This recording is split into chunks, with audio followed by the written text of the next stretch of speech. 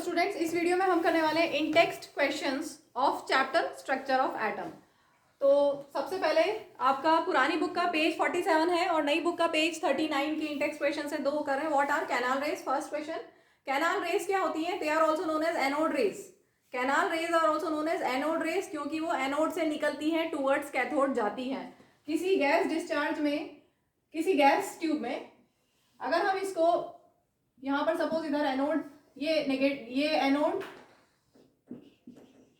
और इधर cathode, perforated cathode होता है यहाँ पर, मतलब जिसमें होल्स होते हैं, ऐसा कैथोड लेते हैं और ये गैस, ये ट्यूब है, ठीक है। अगर हम यहाँ पर वैक्यूम क्रिएट कर दें या हम बहुत कम प्रेशर मतलब वैक्यूम पंप से कनेक्ट कर दें और एयर का प्रेशर कम करते करते बहुत कम कर दें, तो लो प्रेशर, यहाँ पर जो गैस है वो लो प्रेशर पे है और इसको हम बहुत हाई वोल्टेज दें।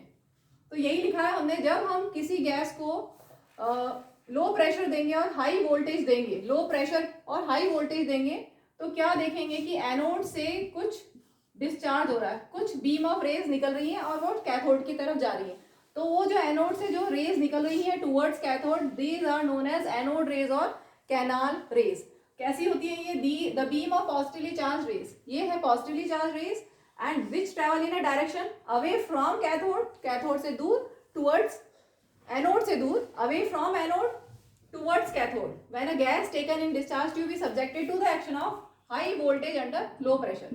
यहाँ पर हाई वोल्टेज देंगे और लो प्रेशर, यहाँ पर आप दोगे हाई वोल्टेज, ठीक है, और लो प्रेशर मतलब वैक्यूम, ऑलमोस्ट वैक्यूम क्रिएट करने की कोशिश की जाएगी। तो एनोड से जो रेज निकलेंगी वो होंगी canal rays, also known as anode rays. Anode से कैथोड की तरफ जाती हैं, these are canal rays. Next question करते हैं। ये रेज ई गोल्डस्टीन ने डिस्कवर की थी इन 1886। 1886 में ई गोल्डस्टीन ने discovered these rays. Moving to next question 2, if an atom contains 1 electron and 1 proton. किसी एटम में 1 इलेक्ट्रॉन है और 1 प्रोटॉन है, तो क्वेश्चन में पूछा है will it carry any charge? Electrons are negatively charge, protons are positively charge. 1 electron है मीन्स 1 नेगेटिव चार्ज, 1 प्रोटॉन है मीन्स 1 पॉजिटिव चार्ज। तो 1 positive charge, 1 negative charge neutralise हो जाएंगे, तो ये न्यूट्रल होगा, ठीक है। तो आंसर है no, the atom will not carry any charge, क्योंकि electron has negative charge -1 and proton has positive charge +1, so they neutralise each other. हाँ, अब तुम्हारा क्या क्वेश्चन है? अगर इलेक्ट्रॉन्स 2 है और प्रोटॉन 1 है, ठीक है, अगर इलेक्ट्रॉन 2 है और प्रोटॉन 1 है तो क्या चार्ज होगा? 2 इलेक्ट्रॉन है means 2 negative charge, 2 negative charge, और 1 प्रोटॉन है मीन्स 1 पॉजिटिव चार्ज, ठीक है। तो 1 पॉजिटिव चार्ज और 1 नेगेटिव चार्ज तो न्यूट्रलाइज हो गया, बचा क्या? 1 नेगेटिव चार्ज, तो उस एलिमेंट पे 1 नेगेटिव चार्ज होगा, ऐसे शो करेंगे। हाँ, बट फिर आयन बन जाएगा ना? आयन, यस, ये आयन है। जब भी एटम इलेक्ट्रॉन लूज या गेन करेगा तो वो आयन बन जाएगा, तो ये आयन बन गया। क्लियर? कोई डाउट? और ऐसे ही सोडियम ले लो। सोडियम का एटॉमिक नंबर 11, कॉन्फ़िगरेशन होता है 281। कितने इलेक्ट्रॉन्स और कितने प्रोटॉन्स हैं? इलेक्ट्रॉन्स 11 और प्रोटॉन्स भी 11, न्यूट्रल में, ठीक है, न्यूट्रल है ये, न्यूट्रल एटम। अब अगर ये 1 इलेक्ट्रॉन लूज कर दे, अगर ये 1 इलेक्ट्रॉन लूज कर दे तो क्या हो जाएगा? कॉन्फ़िगरेशन हो जाएगा 28। इलेक्ट्रॉन 1 लूज कर दिया मतलब 10 इलेक्ट्रॉन्स हो गए, प्रोटॉन नंबर तो वही रहता है, ठीक है। तो ऐसे केस में क्या आ गया? 1 positive charge extra, 10 electrons means 10 negative charge, 11 protons means 11 positive charge, तो 1 पॉजिटिव चार्ज एक्स्ट्रा है, इसलिए Na+ आयन बन गया, सोडियम आयन, ठीक है। चलिए अब हम करते हैं पेज 49 पुरानी बुक का और नई बुक का page 41। Name 3 subatomic particles of an atom. 3 subatomic particles क्या होते हैं? लिख लो, इलेक्ट्रॉन्स, प्रोटॉन्स एंड न्यूट्रॉन्स। इसमें से protons and neutrons are inside the nucleus and electrons revolve in orbits. कुछ गलत लिखा है? Electrons, protons and neutrons, yes. मैंने नीचे वाले क्वेश्चन ले लिए हैं, इसके ऊपर भी क्वेश्चन है, तो पहले अब ये दोनों कंप्लीट कर लेते हैं, ठीक है। नीचे, इसके नीचे जो आपके 4 क्वेश्चन है ना, उसके नीचे सेम पेज। क्वेश्चन 2 है, helium atom has atomic mass of 4u। Helium के पास एटॉमिक मास है 4u, ये इसका एटॉमिक मास है। और क्या दिया हुआ है? And has 2 protons, in its nucleus how many neutrons does it have? Neutrons कितने होंगे? देखो किसी भी एलिमेंट को हम जब रिप्रेजेंट करते हैं उसके एटॉमिक नंबर और एटॉमिक मास से, तो एटॉमिक मास ऊपर आता है, एटॉमिक मास है 4u, और protons, number of protons means atomic number, ठीक है।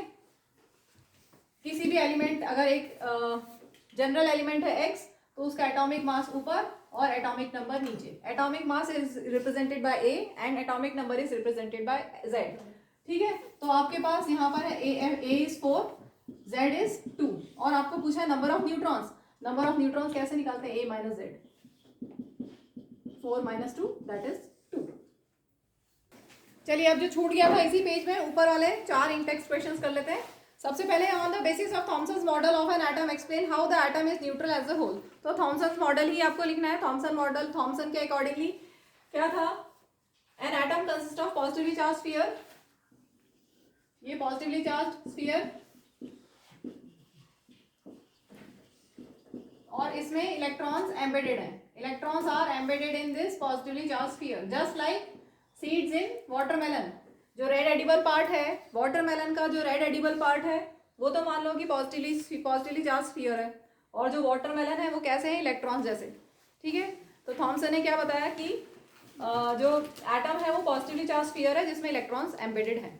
अब इसमें न्यूट्रल क्यों हुआ? क्योंकि जो नेगेटिव और पॉजिटिव चार्जेस हैं वो इक्वल इन मैग्नीट्यूड है। जैसे अगर 2 पॉजिटिव चार्ज है तो 2 नेगेटिव चार्ज है, ठीक है। तो इक्वल इन मैग्नीट्यूड है, तो as a whole atom is neutral.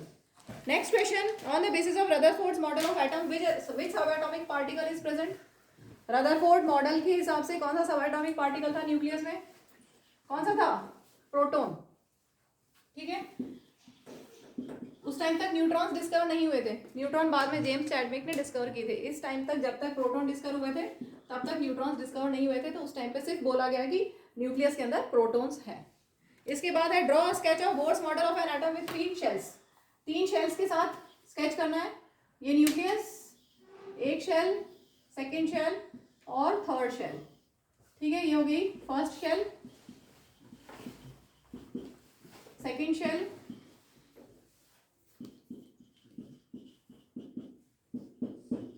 Third shell. First shell को क्या बोला? K shell, then L, then M. इन्होंने 3 ही बोली है, के एल एम एन ऐसे चलेंगी, और अंदर है न्यूक्लियस, दिस इज, ठीक है। तो बोर्स मॉडल को हमने स्केच कर दिया है। यहाँ पर आप लिख सकते हो n equal to 1, n equal to 2, n equal to 3। Next question करते हैं। नेक्स्ट क्वेश्चन है fourth, what do you think would be the observation if alpha particle scattering experiment is carried out without using a foil of metal other than gold? तो gold के अलावा अगर आप कोई और फॉयल यूज करते हो तो क्या रिजल्ट आप एक्सपेक्ट करते हो? तो अगर हम कोई और मेटल यूज करेंगे तो मेटल लाइट हो सकता है या हैवी हो सकता है। गोल्ड के जैसा हैवी हो सकता है, गोल्ड के जैसा हैवी हो सकता है, या कोई लाइट मेटल हो सकता है।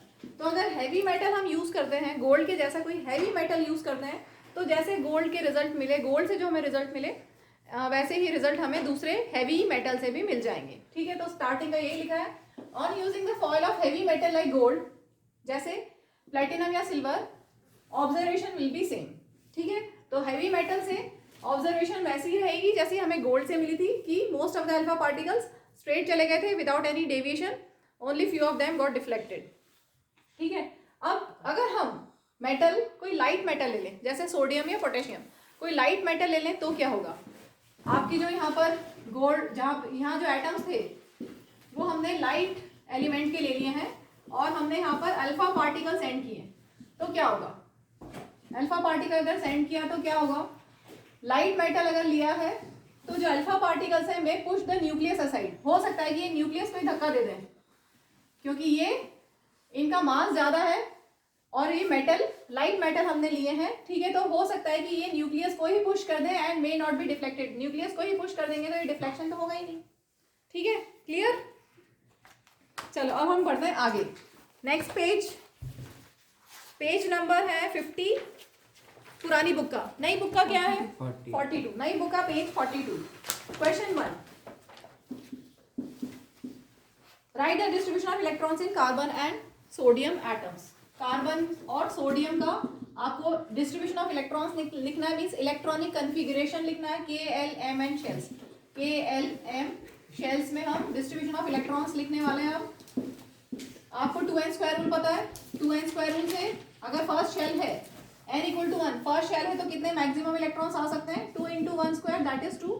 अगर n इक्वल टू 2 होगा तो मैक्सिमम कितने इलेक्ट्रॉन्स आ सकते हैं? 2 इंटू 2 स्क्वायर दैट इज 8। और अगर n इक्वल टू 3 हुआ तो 2 इंटू 3 का स्क्वायर, 3 का स्क्वायर 9 और 9 टू 18।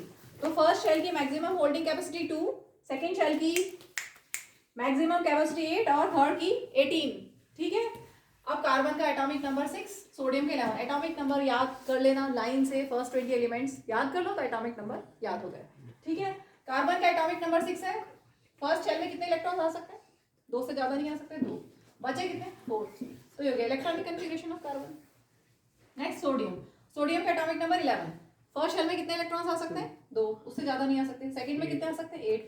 कितने बचे? 1। ठीक है। तो इलेक्ट्रॉनिक कन्फिगरेशन हो गया। अब हम बढ़ते हैं आगे। Next question 2, if K and L shells of an atom are full, then what would be the total number of electrons in the atom? तो K शेल फुल और L शेल फुल। ठीक है। K शेल में कितने electrons हो सकते हैं? 2 maximum. और L शेल में कितने हो सकते हैं? 8। ठीक है। ये है maximum capacity, maximum capacity of electrons, maximum capacity to hold electrons. तो यहाँ पूछा है कितने इलेक्ट्रॉन्स होंगे, टोटल नंबर ऑफ इलेक्ट्रॉन्स कितने हो जाएंगे? कितने हो जाएंगे? 2 + 8 दैट इज 10। नेक्स्ट, नई बुक का पेज 44 चेक करो 44। हाँ। और पुरानी बुक का page 52। How will you find the valency of chlorine, sulphur and magnesium? Chlorine, sulphur और मैग्नीशियम। पहले एटॉमिक नंबर लिख लें। सल्फर का बोलो कितना होता है? जल्दी बोलो, सल्फर का कितना होता है एटॉमिक नंबर? 16। ठीक है। एटॉमिक नंबर हमने लिख दिया। अब इलेक्ट्रॉनिक कन्फिगरेशन लिखेंगे 17। अगर एटॉमिक नंबर है तो कन्फिगरेशन कितना हुआ? 2 8 7। फर्स्ट शेल में 2, सेकंड में 8, बचे 7। यहाँ पर इलेक्ट्रॉनिक कन्फिगरेशन कितना हुआ? 2 8 6 और यहाँ पर हुआ 2 8 2। ठीक है। अगर लास्ट शेल में 4 या 4 से कम इलेक्ट्रॉन्स हैं तो वही जो आउटर मोस्ट शेल में इलेक्ट्रॉन्स हैं, वैलेंस इलेक्ट्रॉन्स, वही वैलेंसी होती है। ठीक है। अगर 4 या 4 से कम है तो यही केस है, सिर्फ 4 या 4 से कम में सिर्फ यही है। लास्ट शेल में 2 इलेक्ट्रॉन्स है तो वैलेंसी होगी 2। पढ़ लो बच्चों, वैलेंसी 2। समझ में आ गया? क्लियर है? लास्ट शेल में 2 इलेक्ट्रॉन तो वैलेंसी 2। अगर 4 से ज्यादा वैलेंस इलेक्ट्रॉन्स होते हैं, ध्यान से सुनिए, अगर 4 से ज्यादा वैलेंस इलेक्ट्रॉन्स होते हैं तो वैलेंसी 8 माइनस कर देते हैं। तो यहाँ पर वैलेंसी कितनी आएगी? वैलेंस इलेक्ट्रॉन 7, तो वैलेंसी आ गई 8 - 7। और यहाँ पर वैलेंसी लास्ट शेल में 6 इलेक्ट्रॉन्स है, 8 - 6। ठीक है। हो गया क्वेश्चन। नेक्स्ट करते हैं। Next set of in text questions है इसी पे दूसरा कॉलम में। If the number of electrons in an atom is 8 and the number of protons is also 8, electrons 8, protons भी 8, what is atomic number and what is the charge? First part में पूछा atomic number कितना होगा और second part में पूछा charge कितना होगा।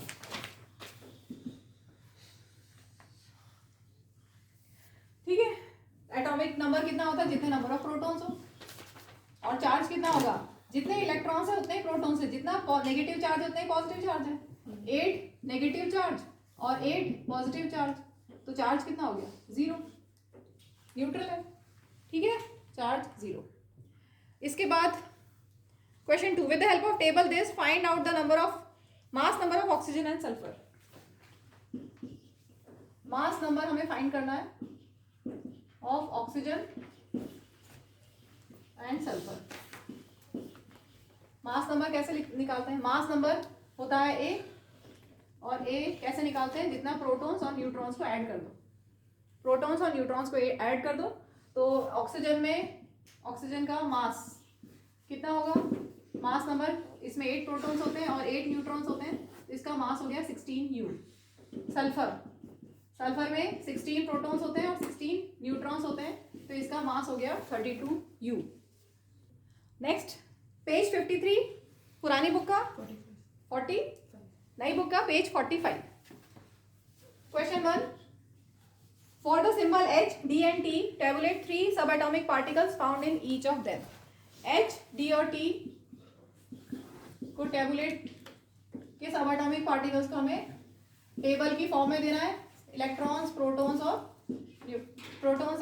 न्यूट्रॉन्स। और पहले इनके हम सिंबल लिख लें। H होता है protium, H is known as protium, D is known as deuterium and T is tritium. ये क्या है? Isotopes of hydrogen. These are isotopes of hydrogen. Isotopes क्या होते हैं? Atoms of the same element having same atomic number but different mass number. Atomic number सबका same है 1, mass number सबका अलग है। ठीक है, अगर न्यूट्रल एटम है तो जितना Z होता है उतना ही P होता है, उतना ही E होता है न्यूट्रल एटम के लिए। और ऊपर जो लिखा होता है वो उसका एटॉमिक मास होता है। अगर कोई एलिमेंट ले X तो उसका ऊपर जो लिखा है वो एटॉमिक मास होता है और नीचे लिखा है वो एटॉमिक नंबर होता है। ठीक है, तो प्रोटॉन ये सब न्यूट्रल है। अभी आपको जो दिए हैं वो सब न्यूट्रल हमने लिखे हैं। तो जितना प्रोटॉन उतना ही इलेक्ट्रॉन उतना ही Z, जितना Z है उतना ही प्रोटॉन उतना ही इलेक्ट्रॉन, जितना Z है उतना ही प्रोटॉन इलेक्ट्रॉन। ठीक है, क्लियर। अब आपको निकालना है number of neutrons. Number of neutrons कैसे निकालते हैं? A minus Z, atomic mass minus atomic number. 1 minus 1 0, 2 minus 1 1, 3 minus 1 2। Clear. Next question है, write the electronic configuration of any one pair of isotopes and isobar. तो हमें कोई भी example लेना है, तो हम आइसोटोप का एग्जांपल लेते हैं। क्या लें? कार्बन लें, क्लोरीन लें? बोलो क्या लें? चलो कार्बन ले लेते हैं। कार्बन 12 और कार्बन 14। ठीक है, एटॉमिक नंबर 6। आइसोटोप्स क्या होते हैं? Atoms of same element having same atomic number but different mass number. तो यहाँ पे एटॉमिक नंबर 6, मास नंबर एक का 12, दूसरे का 14। हमें क्या लिखना है? Electronic configuration. इलेक्ट्रॉनिक कन्फिगरेशन क्या होगा? फर्स्ट शेल में 2 इलेक्ट्रॉन्स, सेकंड शेल में कितने? 4। इसमें भी वही सेम, आइसोटोप्स में सेम रहेगा। अब हम लेते हैं आइसोबार, भी बोला है आइसोबार। आइसोबार क्या होता है? Atoms of different elements, atoms of different elements having same mass having same mass but different atomic number। जैसे कैल्शियम और आर्गन, दोनों का मास 40। एटॉमिक नंबर बोलो जल्दी से। आर्गन का कितना है और कैल्शियम का कितना है? आर्गन का 18 होता है 18 और कैल्शियम 20। बस टेबल में नहीं दिया है। क्या? टेबल देख के रहता तू। कैल्शियम। फर्स्ट शेल में 2 इलेक्ट्रॉन्स दोनों में, सेकंड शेल में 8। इसके बाद पहले 8 आते हैं, ध्यान से सुनो। इसके बाद पहले 8 आते हैं। आर्गन तो हो गया 2 8 8 हो गया 18। ठीक है, यहाँ पर वैसे मैक्सिमम होल्डिंग कैपेसिटी 18 है, लेकिन 8 आके इसके बाद वाली शेल में 8 भरे जाते हैं, उसके बाद जो बचेंगे वो 18 तक यहाँ भरते हैं। ठीक है, तो लेकिन यहाँ पर सिर्फ 2 ही बचेंगे। अगर यहाँ 8 तक फिल हो जाता है तो उसके बाद हम इसको फिल करना चालू करते हैं अप टू 18, लेकिन ये यहीं पे खत्म हो गया। 2 8 8 और 2 हो गया 16 17 18 19 20। तो ये आइसोबार का एग्जाम्पल भी हमने दे दिया।